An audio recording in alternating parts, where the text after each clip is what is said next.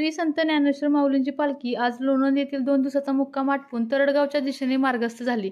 दरम्यान चांदोबाचं लिंब या ठिकाणी उभे रिंगण पार पडले। हा सोहळा पाहण्यासाठी लाखो वैश्विक उपस्थित होते।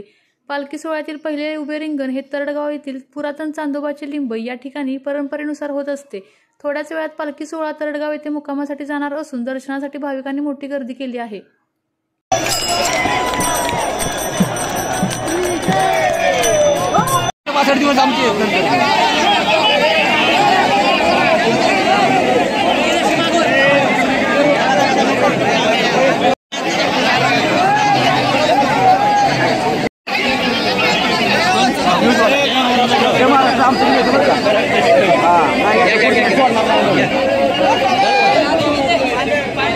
जिल्ह्यातील बातम्या सर्वप्रथम पाहण्यासाठी आजच सातारा न्यूजला YouTube चॅनलवर सबस्क्राइब करा, लाईक करा, शेअर करा आणि बेल आयकॉन प्रेस करायला विसरू नका।